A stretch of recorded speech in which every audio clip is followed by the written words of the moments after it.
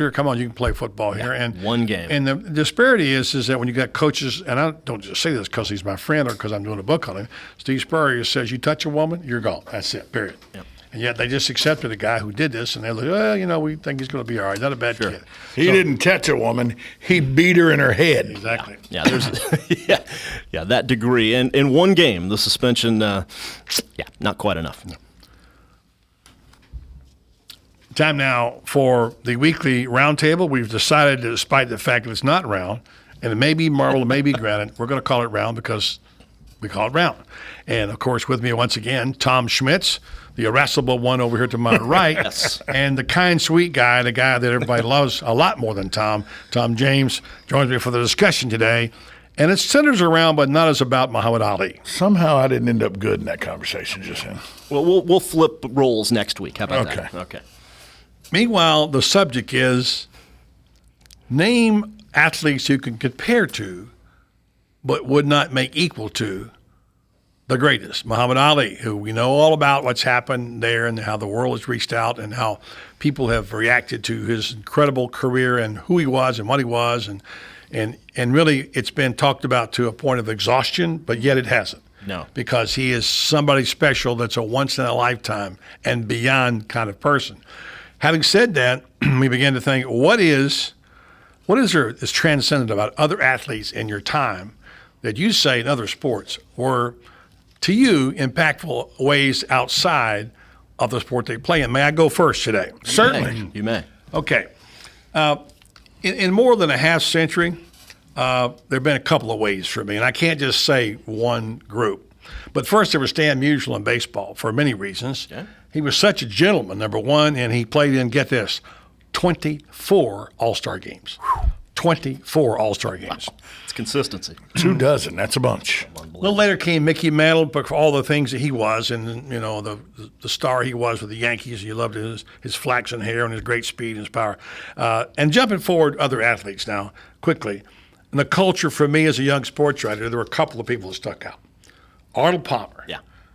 But don't forget, he was a blue-collar guy in a country club sport. In his own way, he had an impact on the sport, too. Sure. Joe Namath. Joe Willie was a style all of his own. More than just a football player. Yeah, that's and for by sure. the way, he probably was responsible partially for the merger between the two leagues. Yeah. So he was had a pretty good nightclub in New York City, too. For a while until the commission made him get rid of it. So, and then, of course, Muhammad Ali at that time. So those were all transcendent athletes in their own way. And I jump forward, and I got to put this group in there. Jack Nicklaus, personally my all-time favorite athlete, but not necessarily transcendent, off the golf course. Sure. After that, I'm going to go to one familiar name around here, Tim Tebow, who impacted America through his football feats and faith, and as we know, humongous on the national scene. But in terms of modern history here, if I were making an honest comparison to Ali, it would have to be, in addition to LeBron James, it would have to be Michael Jordan and Tiger Woods. Those are the athletes I think are so transcendent. And you can't go wrong with those athletes. Let's be clear, like we've said, there's no athlete that transcends society like Muhammad Ali did. Right. But some that I think gave it a shot with it when I was a kid, Hank Aaron. Yeah. Here's an African-American man playing on a team in the Deep South, chasing white baseball history. In the early 1970s, civil rights were still less than a decade old, the legislation. Here's a man who was soft-spoken, didn't really have that in-your-face mentality, sure, chasing the most hallowed record at the time in all of baseball. In all of sports, really, in many ways. In many ways, all of sports. And to be the face of that and still to be a real soft-spoken man and just didn't even feel like he was doing anything to break, he just was playing baseball.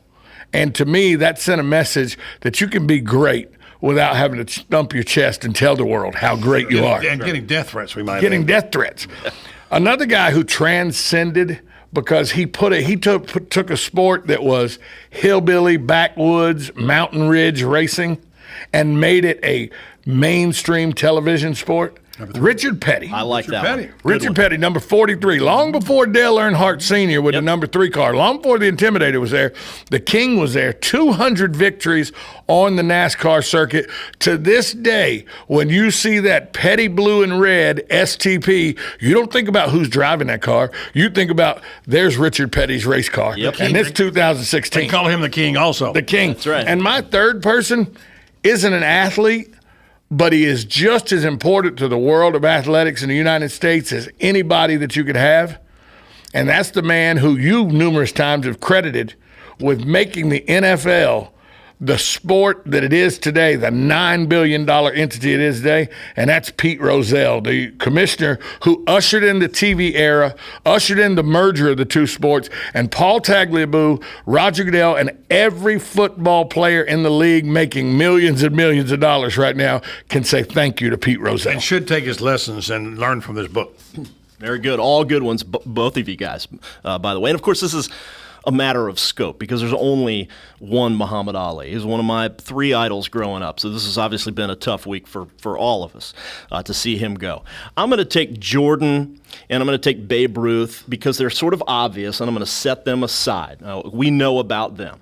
But I'm going to go where Buddy went with the new millennium and in the world, in the sphere, if you will, of college football. I'm absolutely going to agree with you on Tim Tebow. Of course, he won the Heisman and won a couple of national championships, but he also helped redefine the quarterback position without, just more than just a passing position, if you will. And he sort of invented the jump pass, as you remember, down at the goal line and outside of the game.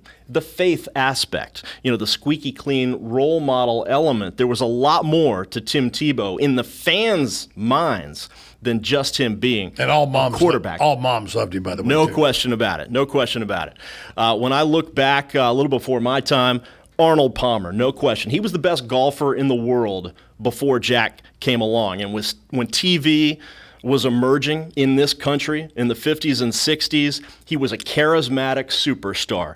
I mean, he appealed, like you said, buddy, to the CEO at the country club and the mechanic down the street, and he took golf around the globe, at least from the perspective of people in this country. And my third guy is going to be not the greatest baseball player that ever lived. Certainly a great one, not the greatest, but Jackie Robinson was the first drip to make the floodgates open up and allow the great Negro League players to show Major League Baseball that entire block was missing, and all the talent that came after him that was allowed to finally play at the highest level in Major League Baseball, and Jackie was the one that shouldered the burden for that.